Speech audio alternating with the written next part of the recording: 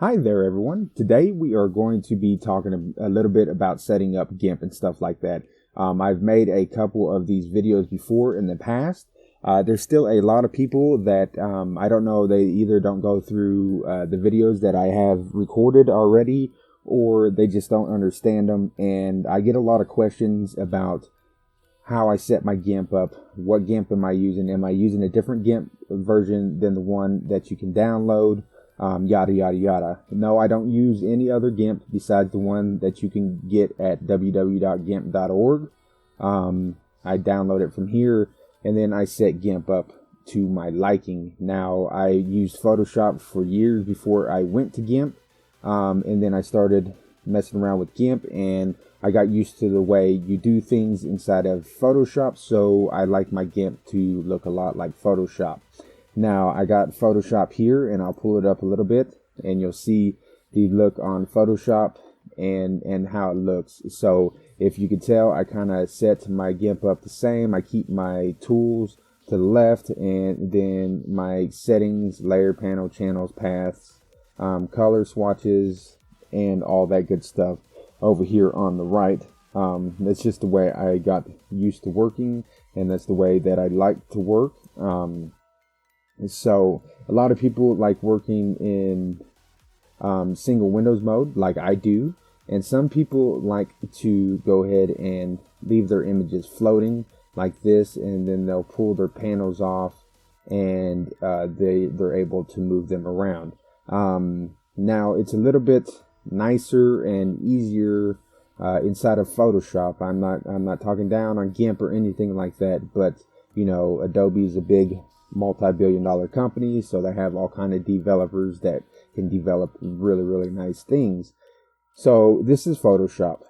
We're going to go back here and look at Gimp, and now I sort of have Gimp set up as the default. I don't necessarily remember how the default Photoshop looks. This is a brand new install of Gimp, but Gimp now remembers if you don't uninstall the folders with it and stuff. It remembers your settings from before, and Gimp never used to do that. It was if you uninstalled it, you uninstalled it, and when you pulled Gimp back up, all your settings weren't saved. So I sort of kind of set it up to the default, and we're going to go ahead and go over this. Now, this is the floating, what I like to call the floating windows style of Gimp, and it's just the same as in Photoshop. And if I went ahead and came over here and grabbed an image and opened it up inside of Photoshop, you'll see that it looks a lot, or sorry, in Gimp, not Photoshop, that you'll see that it looks a lot like Photoshop with the floating layer styles. Now, the way I like doing things, I just grab the tab and I drag it over here. I like my tool options on top, so I'll drag the tool options on top there, and then I like to go ahead and just scroll this over and make this as small as I can over here on the side panel. And with this floating windows style here, it's even nicer. You can pull that down just like that. We can make this full screen, and you have everything floating on this here. And so this is a nice way to work inside of Gimp also. I prefer the single windows mode, but sometimes when I am doing things with my tablet, drawing or whatever, I like having the option of being able to move my tools around. That way it's a lot easier for me just to move them to the right or to the left. And sometimes I get rid of all this stuff here just by clicking this X, and you can bring everything back with, you know, you could do recently closed docs and all that kind of good stuff. So there is a lot of good uses for these floating windows. But me personally, I like having my Gimp all in one window. So you just go up here to Windows and click on Single Windows Mode, and bam, it puts it on single windows mode, and there you go. And then you'll notice that these are all drug out down here. Now, if you don't use all these tools, and we'll go ahead and get to that here in just a second, but I'm just going to pull this back out just a little bit to make it look just like that. And I'm going to pull this panel out some because I got a decent sized monitor, so more room. Then we got the layers, channels, and paths over here. I normally keep these here.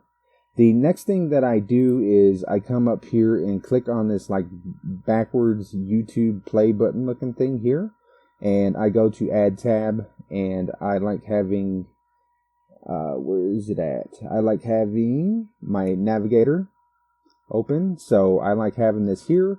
And so I am going to drag that out though, because I like having 3 panels here. So it's just a lot like Photoshop. So if I go back to Photoshop here, you'll see that it's a lot like that over here. You have your adjustments and styles and stuff in the middle, layers and panels on this, and then your swatches and all that kind of stuff. That's just the way I like to work.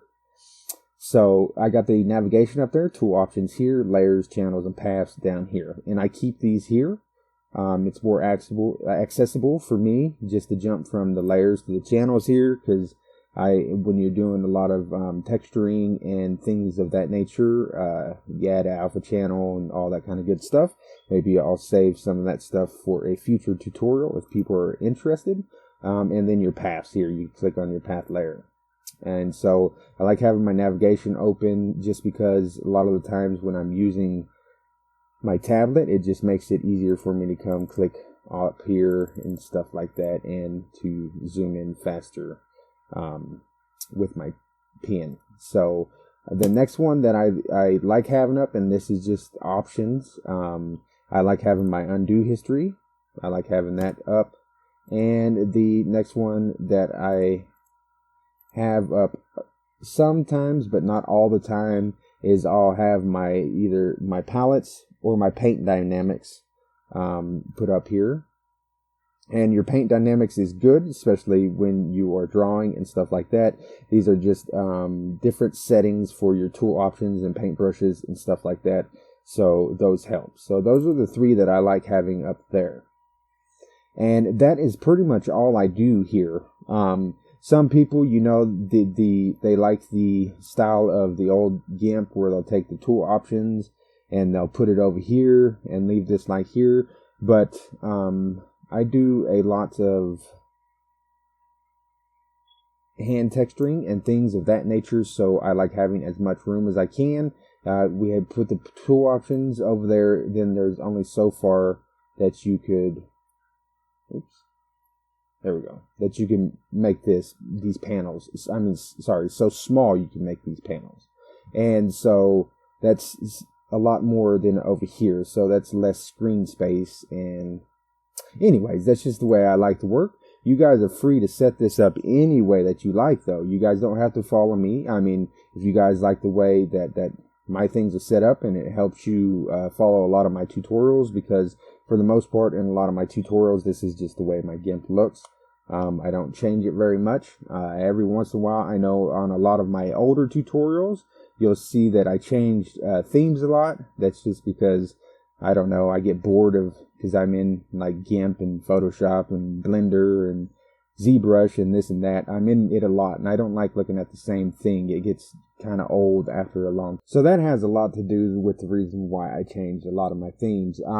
Now, see, me personally, I like dark themes. They're easier on my eyes. Now, if I was in here looking at Gimp for hours with this very bright background and stuff like that, it's very strenuous on your eyes, and it could hurt them over time. And so, and it gives me a little bit of a headache too once I'm looking at this for a long time. It kind of makes my eyes cross. So anyways, that's one of the reasons why I changed the theme. And so that's another thing that we are going to talk about really quickly is themes. Now, Gimp, you could find a lot of themes out there on the internet. You just Google Gimp themes, and there are tons upon tons out there. You could even make your own themes and stuff like that. I've never really got into making my own themes inside of Gimp, but you know that it's out there, and you could get it done if you wanted to make your own theme. Now, themes, I personally like this Gimp CC themes. They got a theme darker, theme darkest, theme gray, theme light, theme lighter. There was another set of themes that I really, really, really liked, but for some reason, I cannot find them for the life of me.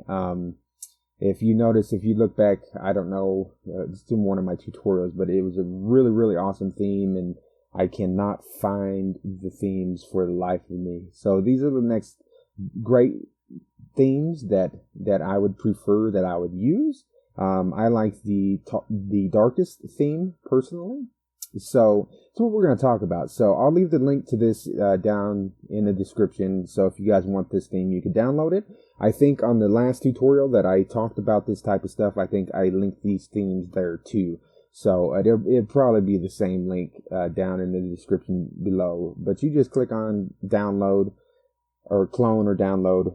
If you guys got GitHub or whatever, you could clone it over to your branch. But anyways, and then once you have them downloaded, you will go ahead and put them in your folders, and they go inside of your program files, Gimp to share Gimp 2.0 themes. So I will leave that up there for a second for you guys to go ahead and take note of where you install that. There is a second location.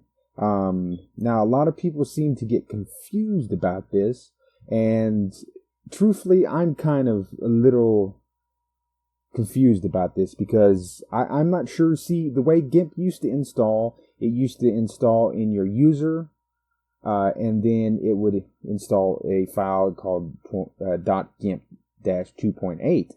And there's a lot of people that said that they don't have this folder no more. So I'm not too sure if it's just because I've had Gimp forever and that folder's there or not. But sometimes I come in here and I install them in this here too. But it should work if you just go to Program Files, Gimp to share Gimp 2.0 themes. And that's where you install them, and I will show you where you can locate themes now. So if we go ahead and open Gimp back up, you'll go into Edit, Preferences, and you'll want to scroll down to Theme. And then you'll see your themes, and I already have these installed here, so I'm going to click on Theme Darkest and press OK. Now in Windows, this don't automatically update, but on Linux, if you guys are running Linux, I'm not too positive about Mac. I don't remember. It's been a while since I've been on a Mac, but it updates automatically. In Windows, it don't. So in Windows, you got to go ahead and quit Gimp, and then go ahead and run Gimp again, and you'll see now that your loading bar is dark, and bam, there we go. It's dark. It remembers the last spot you had Gimp, and it looks really nice. And this is the way that I prefer to work. Like I said, it's very strenuous on your eyes, being in a software, looking at the software for hours upon hours upon hours. So this is why I like dark themes. But like I said, if you just Google, if you Google for themes, you'll find all kinds of stuff. Like there's 15 new themes for Gimp. That's back in 2012, but they all still work. There's a lot of sites like Gnome Look. You could get on here if it loads, and you'll find a lot of awesome themes on here too. Now, another question that I have a lot is the Layer Via Cut plugin that I use. The guy tells you how to install it. He's on DeviantArt now. I just checked earlier. His website is no longer up and running. I'm not sure if this is the same guy that created this plugin or not. But they are all on DeviantArt now, which is probably better for him. More people see the plugin, and he don't have to pay a bunch of money to keep up a website.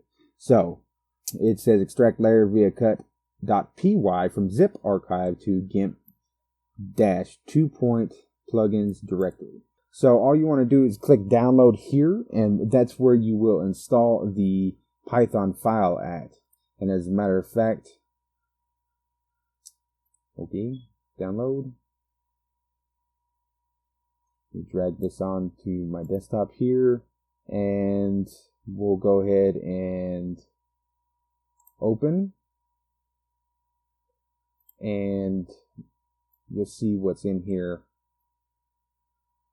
So he's got the local, the changelog, cover, layer via text.py. So that's what we want. And we'll want to take this into our plugins folder. So let's go ahead and let's close Gimp for now. So let's go ahead and quit. Let's just go ahead and grab this and let's drag and drop that into the plugins folder here. So let's go ahead and open up Gimp again. Give it a second to read that. Let's go ahead and let's just start a new file. Let's go ahead and just press OK. And then we'll come back up here and we'll go to create. Let's try I don't know.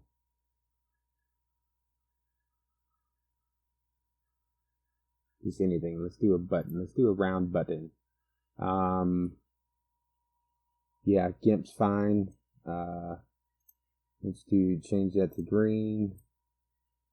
Let's change that to a darker green. Yellow. Let's change that to a brighter blue. And that brown. Let's go ahead and change to an orange. Orangish brown.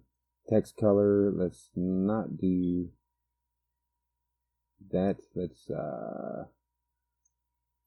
don't know. Let's make it kind of a soft yellowish green.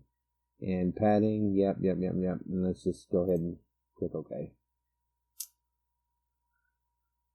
So you'll see this, and let's go ahead and just, I don't know, let's make a selection around the M and P, just like that. And then let's go to layer, and we can do layer via copy. And what layer via copy does is it just will take a copy of this selection and make it into a new layer. So if I click that, you'll see that if I turn this off, you'll see that the main layer is fine, but we made a copy of that half. So now if we come back to this layer and we go ahead and make that selection again, let's go ahead and move that over a little bit. And if we go to layer and then we go to layer via cut, you'll see now what happened was it went ahead and cut that image. So it just depends on how you're working and what you're doing. But that's how that works. So it's very simple. Layer via cut, layer via copy. Thing I wanted to talk about was, let me go ahead and close out these discard changes. Yes, discard changes. Yes, discard changes. Was workflow. So workflow is something that a lot of professionals have down to a T. There's a guy on YouTube. His name is Danny Mac. You search up Danny Mac. He does awesome character work inside of ZBrush. And you'll see that he's got a workflow for everything that he does. I like watching him. There's a lot of guys that's big about workflow. There's Master Xeon. He does YouTube also.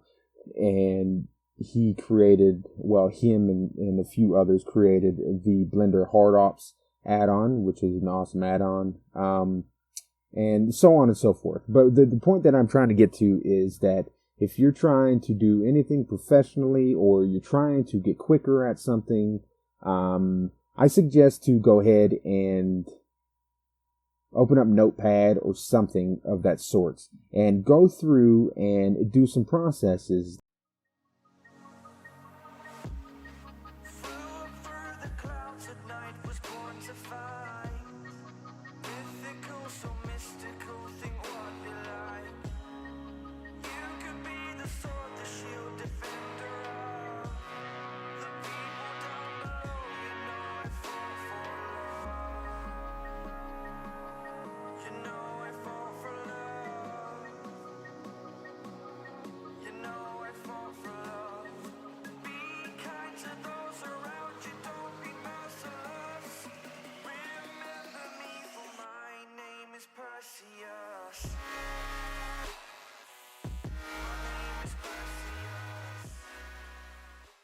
write that stuff down and take a look at what you could do to improve that workflow.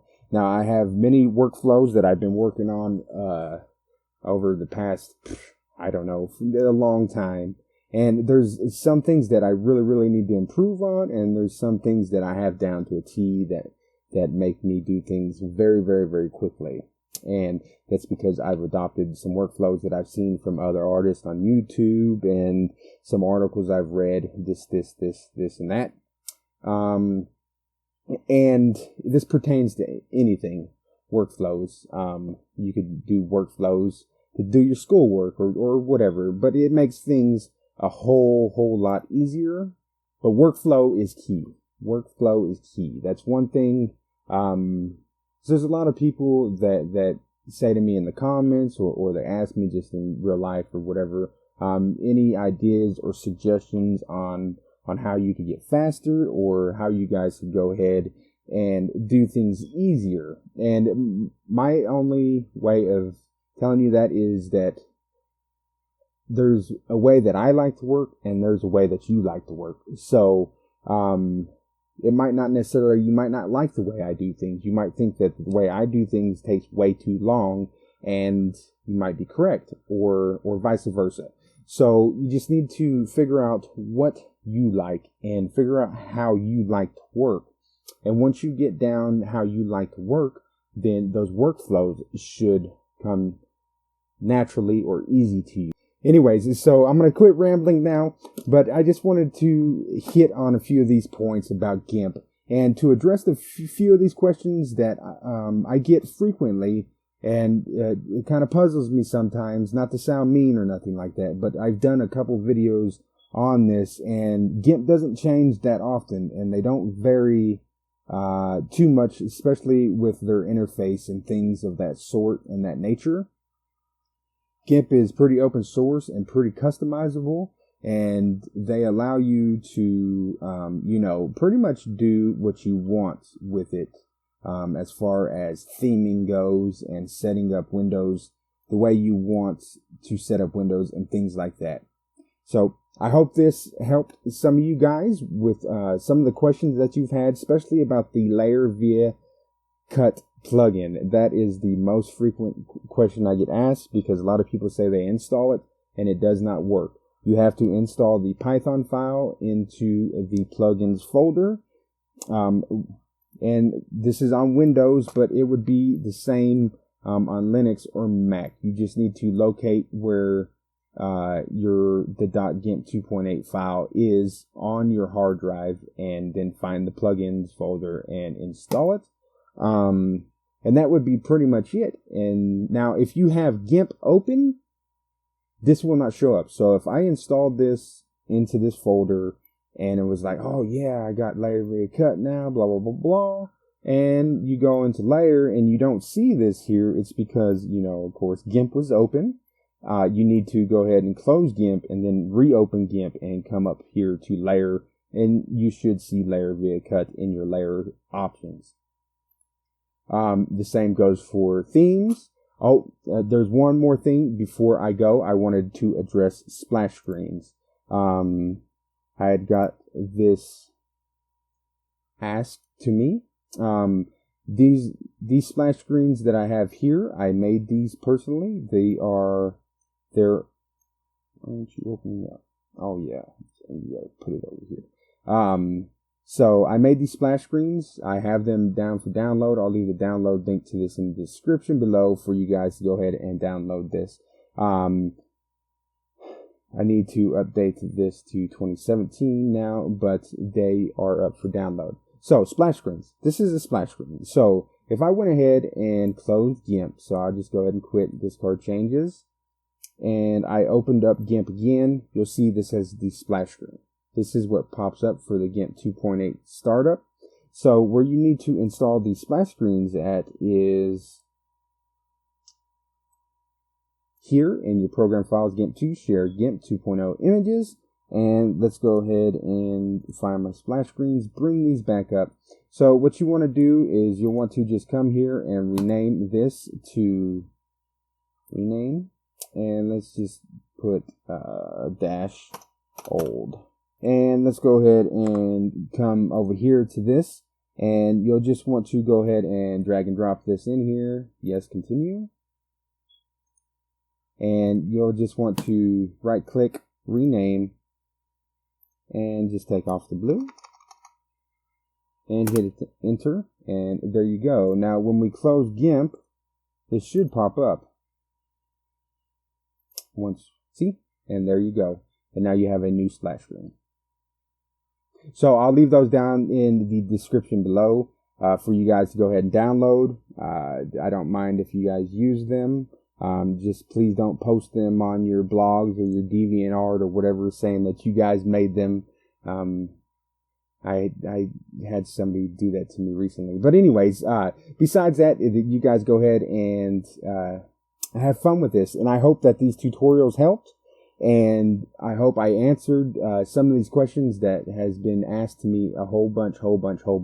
And I will try to name this, the video for this tutorial to something different that makes sense to people, that way they can, you know, find it when they're searching my YouTube channel. And another thing, on YouTube, they changed their policy before I go. So if we just click on, like, I don't know, let's say Markiplier here, and if you press subscribe to Mark, there will be a little like bell that pops up down here. Now when you subscribe to people, they do not show up on your homepage of your YouTube.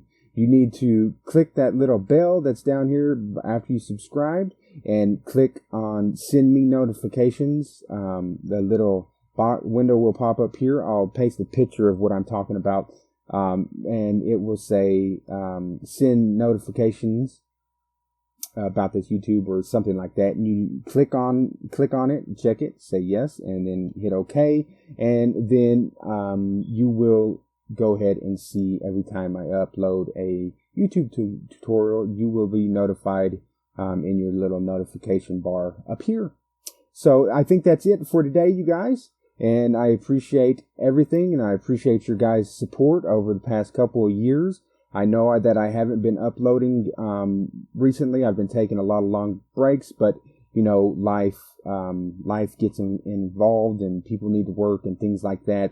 And to tell you guys the truth, I've kind of ran out of ideas on some tutorials. I wanted to do a lot of 3D things and stuff like that, but it seems like people that subscribe to me are only here for Gimp, which I understand. You know, the name of the channel, I've also tried to change. I've also thought about changing the channel name to something differently that represents just computer graphics instead of just Gimp.